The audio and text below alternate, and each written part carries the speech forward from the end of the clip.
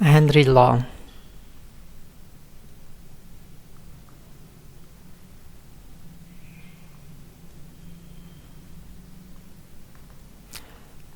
The law actually tells us about the solubility of gases in liquid.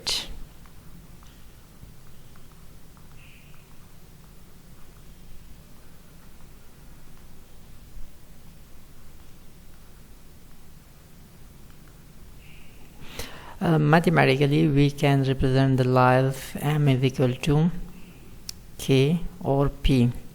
In order to understand the equation, which is a bit complex just while looking on the screen, we can focus an illustration right over here in order to understand what exactly the equation with reference to Henry law stands for. Here we have a piston where a gas is enclosed or a liquid. When the piston is pressed, so the gas molecule absorb in the liquid surface. In other words, m represents mass of gas, p is the pressure applied by the piston on the gas molecule, p is pressure, and k is the Henry constant.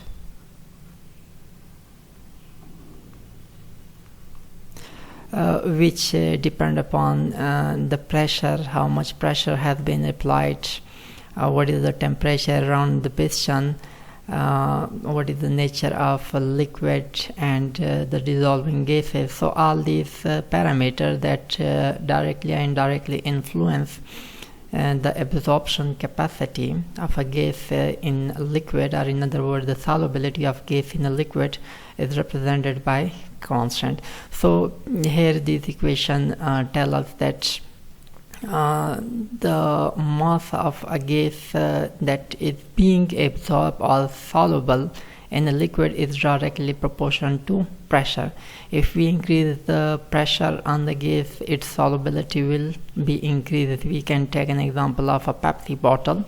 When we open it, so an effervescence takes place that tells us that the gas absorbed in the bottle at high pressure. Once the pressure is released, so definitely the gas will ooze out from the liquid. So this is an example of a Henry law, which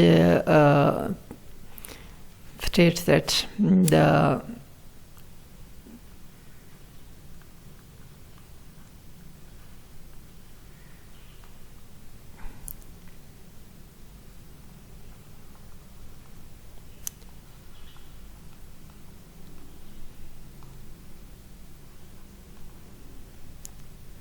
with increase in pressure,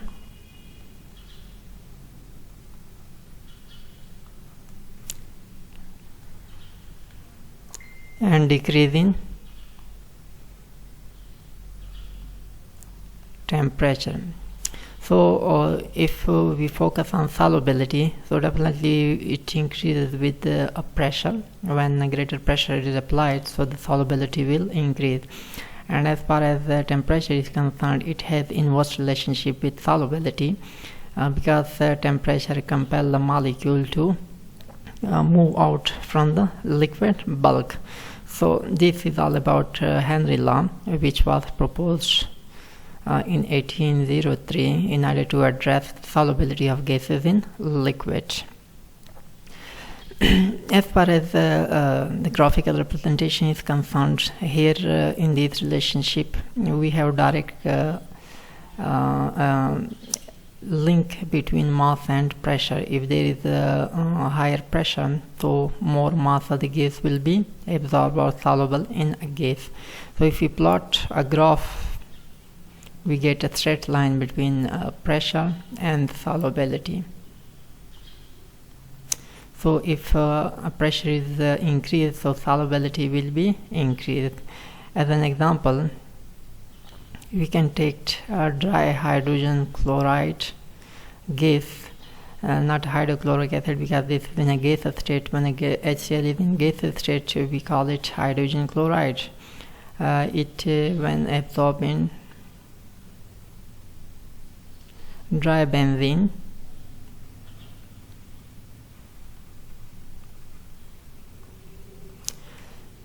so we get a straight line graph for the mixture. Furthermore, Henry law is applied to ideal solution. Basically, when we talk of solution, we have two types. One is known as ideal solution and another is non-ideal.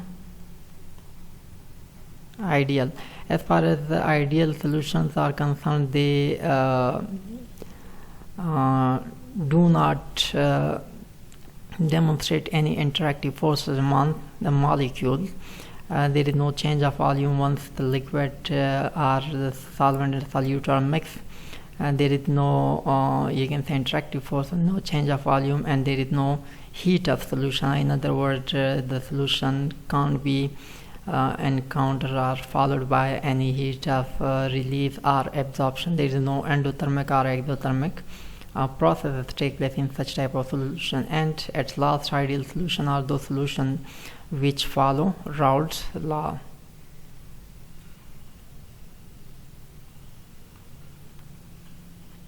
So all these are a simple definition of ideal solution. As far as non-ideal solution are concerned, so those are these are those solutions which do not follow Raoult's law, or the solution involve a change in volume, heat of solution is also experienced by such a mixture.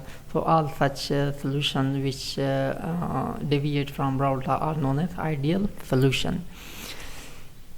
So they do not follow Henry law as well. We have, for example, different gases such as NH3.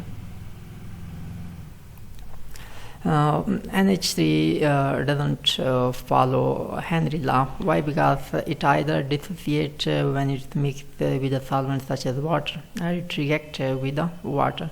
So all those gases which could react with the bulk of the solvent, so they deviate from Henry law. They do not follow